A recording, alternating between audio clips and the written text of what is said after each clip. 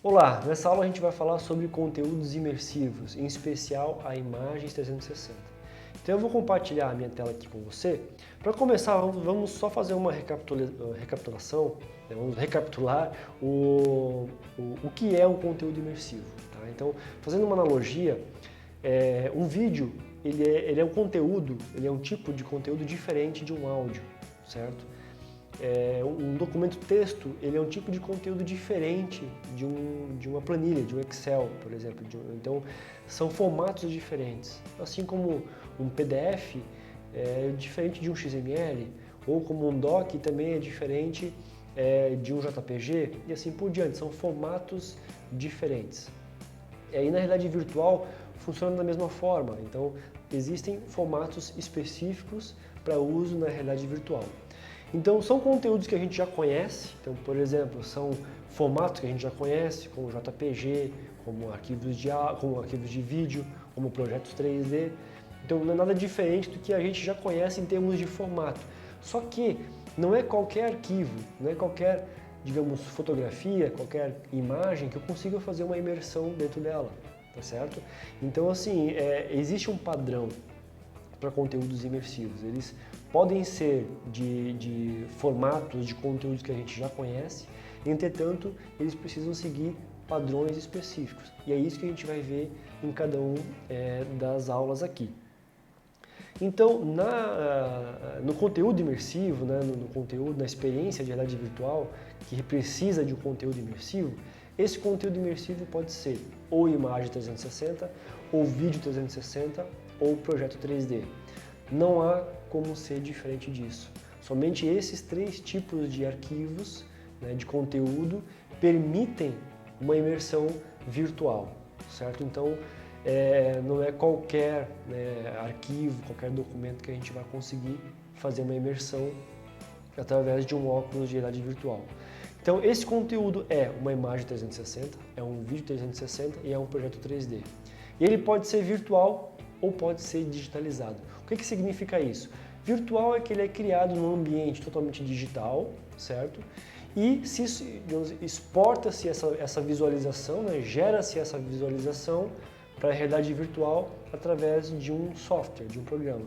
Ou seja, o conteúdo, né, o ambiente imersivo é criado em computador e depois é criada a visualização dele, né, é gerada a sua versão imersiva, né, para visualização de forma imersiva, né, através de um software. Então todo esse processo é feito através de software.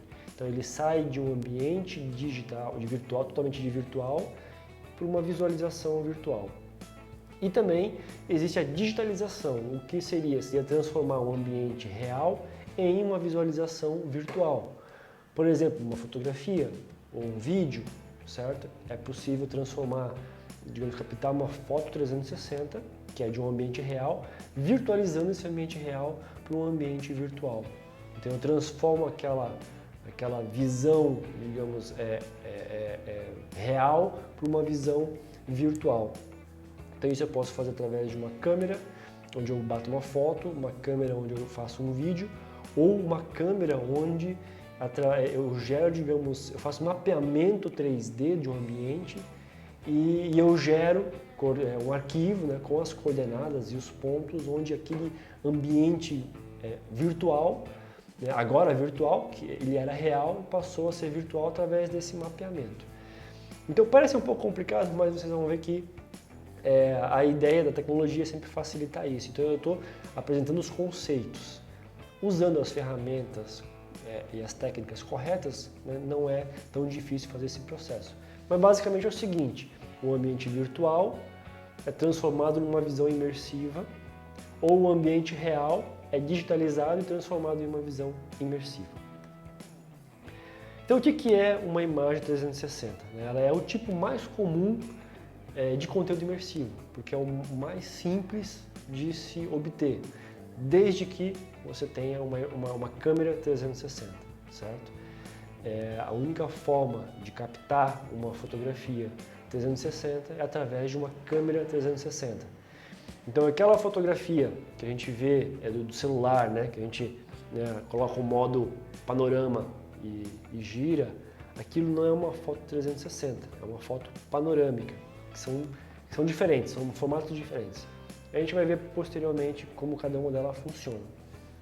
Então, é o conteúdo mais comum, é o mais fácil de ser gerado com uma câmera 360 e ele é basicamente um arquivo JPG ou um arquivo PNG. Tá? O mais comum geralmente é o JPG, que é o mais indicado para uso em web também. Então, características. Existe um padrão, né, para imagens 360 e esse padrão é chamado de equiretangular. É um padrão onde ele possui um aspect ratio, ou seja, altura e largura com padrões sempre definidos. Então a largura sempre vai ser o dobro da altura. Então um padrão equiretangular sempre vai seguir esse formato. Então a largura sempre vai ter o dobro da altura.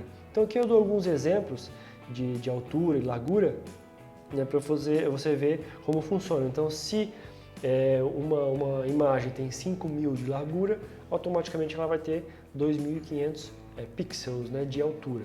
Se ela tem 8.192 de largura, ela vai ter 4.086 de altura. Então, ou seja, sempre serão números pares. Tá? A altura e largura sempre serão números pares. A largura sempre será o dobro da altura. E quando a gente vê, né, uma imagem 360 numa tela plana, por exemplo, no celular, no computador, né, a gente vai ver ela de forma distorcida. Não vai fazer muito sentido, né, ver ela em tela plana. Por quê? Porque ela é uma imagem para ser vista de forma imersiva, num formato de esfera ou cubo. Então, digamos, a partir de um ponto, né, central, eu posso ver todo o ambiente à minha volta. Então, ela é uma imagem para ser vista de forma interativa. Então, para isso, ela precisa de um player 360. Não é possível ver uma imagem 360 no seu real formato sem ser, né, através de um player. Então, se eu abrir ela no computador, automaticamente ela vai abrir numa visão distorcida, que não vai fazer, digamos, sentido algum ver nesse formato. Ok, então aqui eu tenho um exemplo de uma imagem 360 aberta, né, vista de forma plana. E a gente pode ver que ela tem aqui as suas distorções. Então aqui em cima eu consigo ver a distorção aqui, essa distorção aqui. É claro que tem uma piscina, não consigo ver muito bem, mas aqui eu tenho na água também tem as distorções aqui. Então vejam que ela é uma imagem 360, mas vista de forma plana, aberta, ela fica nesse formato. Então ela tem aqui as dimensões 2:1, certo? Ela tem uma aparência distorcida e ela precisa de um player 360 para ser visto. Essa aqui é uma imagem 3D, renderizada a partir de um software. Certo? Essa aqui é um outro exemplo de imagem 360. Vejo que também ela tem as distorções aqui. Aqui está um pouco mais visível, né? O sofá aqui, o trilho aqui da porta de correr, de porta de vidro, das luminárias no gesso. Então é possível ver ela de forma mais definida, essas curvas, né? Essa distorção, que quando vista de forma interativa não acontece isso. Então aqui é um formato esférico, certo? Então se ela está aberta, é como se eu pegasse uma bola, uma esfera e abrisse ela e eu visse de forma plana. Existe um outro formato também que é possível ver, que é o formato cúbico. Então essa imagem que está aqui, parece em formato de cruz, né? Ela é um cúbico, ou seja, são 6 faces de um cubo. Frente, trás, lados, topo e base. Então ela forma, se eu pegar essas 6 faces aqui e juntar elas formam um cubo. E eu vou ter a visão daquele ambiente de forma imersiva. Essa imagem que está aqui é essa mesma imagem. Então as duas são as mesmas imagens, do mesmo ambiente, só que elas foram convertidas, né, de forma, né, diferente.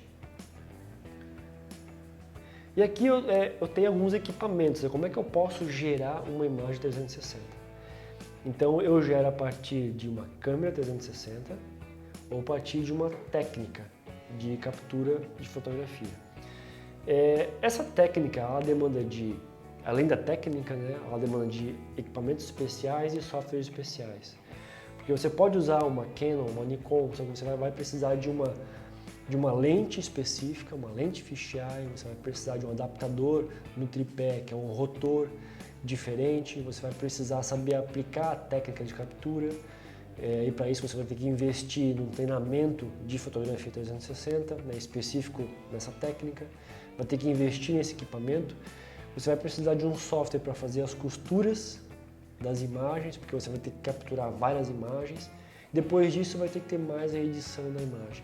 Então assim, é um processo que funciona, a qualidade final é muito boa, mas é um processo artesanal, então demanda de tempo, demanda de investimento. Então são poucos profissionais hoje no mercado que fazem esse tipo de trabalho, que por sinal é muito bom, mas realmente é um trabalho artesanal e que demanda de muito tempo para executar ele, tanto para captar quanto depois para editar. Já com as câmeras 360 é possível usar câmeras que já geram uma foto em 360, certo? Ou é possível usar um ringue de outras câmeras. Então, por exemplo, com GoPros, é possível usar várias GoPros, você capta várias fotos ao mesmo tempo, depois tem o mesmo trabalho de capturar, de editar as fotos, de costurar as fotos e depois editar. Então, a técnica, né, e o uso do ringue de várias câmeras, né, eles demandam um pouco mais de trabalho.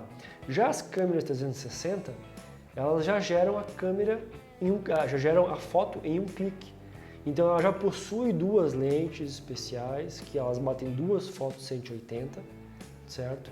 E ao bater essa foto, o próprio software da câmera já faz a costura da foto, das duas fotos, e gera uma 360. Então quando você captura a foto, automaticamente ela já entrega uma foto em 360. Então essa é a grande vantagem das câmeras. Tá? O trabalho ele é reduzido a um clique. E existem, claro, vários níveis de câmeras, vários tipos de câmeras, né? Desde qualidades ruins, até qualidades, digamos, boas e qualidades excepcionais. Então existe uma faixa aí de valores que você pode, né, ir das câmeras mais iniciantes até as mais profissionais.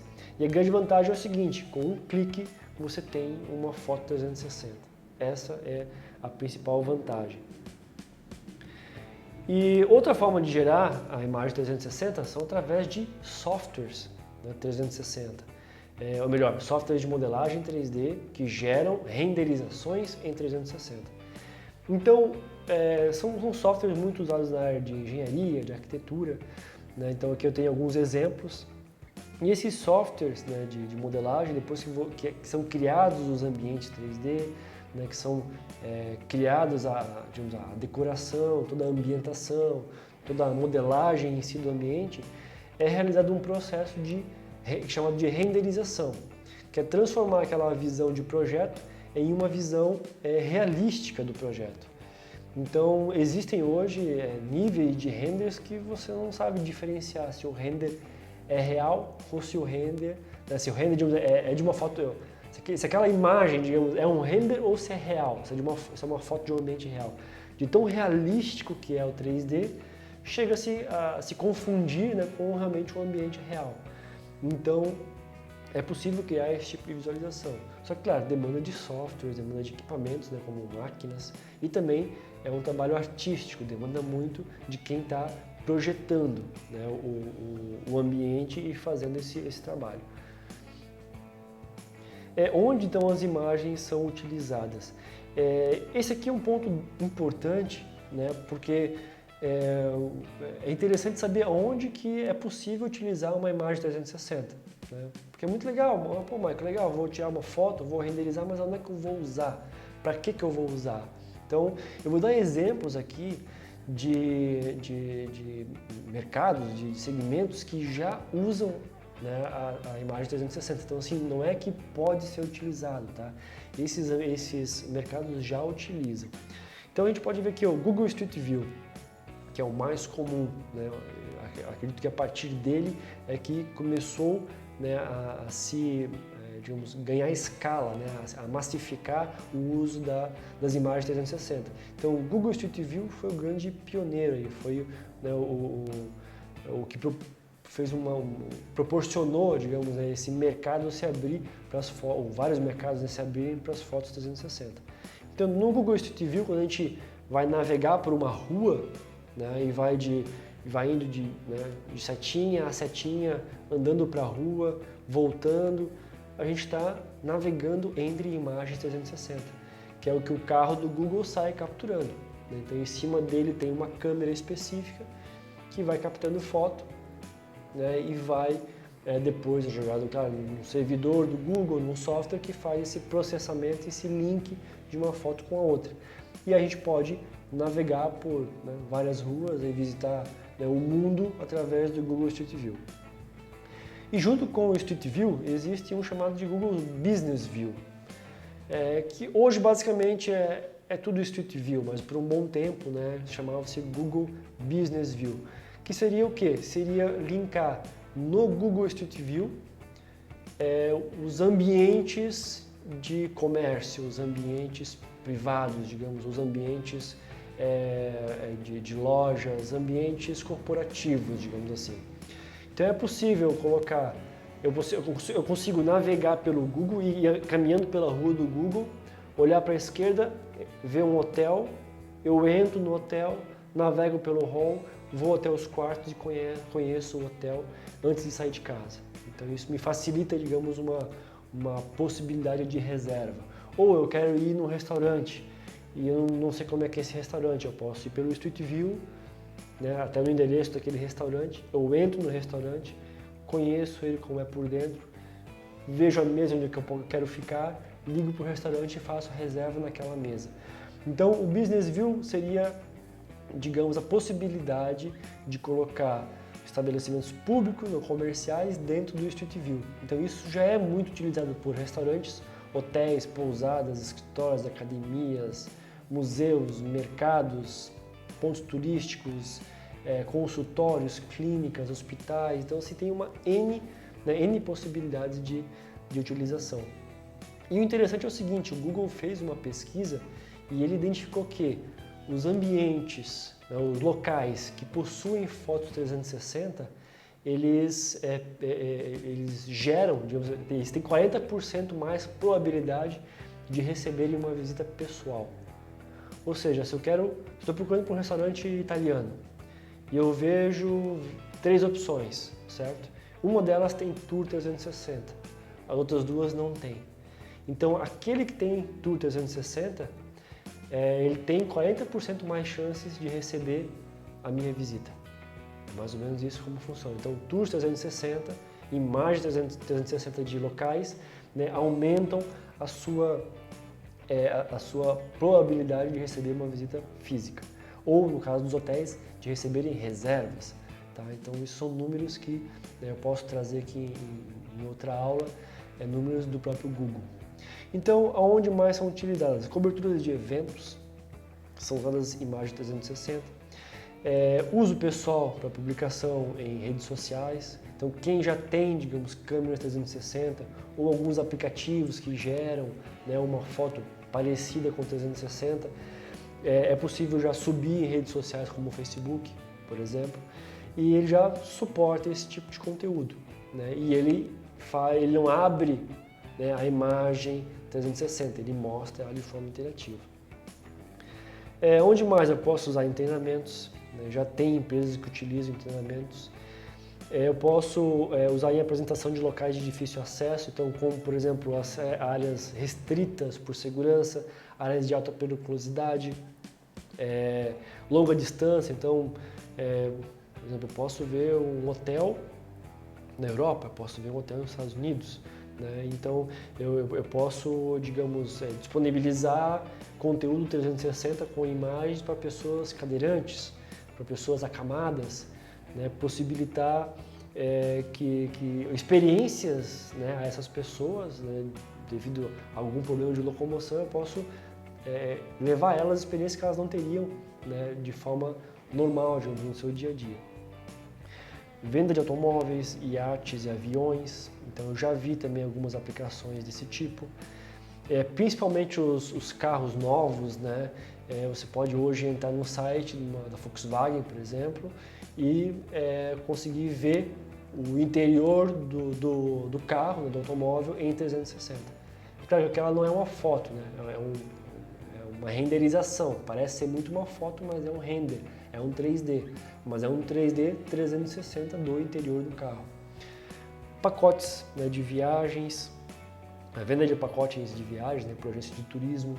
Então eu posso, digamos, visitar todos os pontos turísticos do país que eu vou, da cidade, né, que eu vou, antes mesmo de ir. E isso aumenta muito mais, né, potencializa muito mais a venda desse pacote, né, porque eu vou estar tendo uma degustação antes mesmo de fazer a viagem. Mercado imobiliário, principalmente o mercado imobiliário, esses três mercados que estão aqui, eles, digamos, trabalham de forma quase que conjunta: mercado imobiliário, arquitetura, design de interiores e imóveis planejados. Então, desde o projeto, né, até a venda do imóvel. Então, é possível usar para vender, para locar, para fazer vistoria, para transformar um decorado físico num decorado virtual, né, ou eliminar o decorado físico e criar somente o decorado virtual, né, reduzindo todos os custos ali de construção daqueles ambientes. Então, o mercado imobiliário tem muito, a gente vai, né, falar um pouco mais sobre isso, mas tem muitas possibilidades de uso, muitos ganhos, né, tanto para o cliente quanto, né, para a imobiliária, para o corretor, para a construtora. Arquitetura, design de interiores, móveis planejados. Imagina poder tangibilizar ao cliente, né, um projeto que ainda está no papel ou está no 3D. Antes mesmo de construir, antes mesmo de decorar, antes mesmo de fazer uma reforma, o cliente já consegue entrar, né, no projeto e ver como ele vai ficar no futuro. Então, não existe forma hoje mais palpável de entregar isso para o cliente, né? E sem contar que a grande maioria não consegue ter as ideias de dimensão, de espaço, de profundidade, de se imaginar dentro do ambiente vendo uma imagem no computador. Então, quando você transporta o cliente para dentro do ambiente, realmente é uma experiência totalmente, né, diferente. Beleza? Então, assim, a gente vai falar um pouquinho mais sobre imagens, a gente vai falar um pouquinho mais sobre vídeos 360, sobre projetos 3D. Esse aqui foi só um overview, a gente vai falar cada vez mais, aprofundar o conhecimento em cima disso. Beleza? Então, eu vou ficando por aqui e a gente vê no próximo vídeo.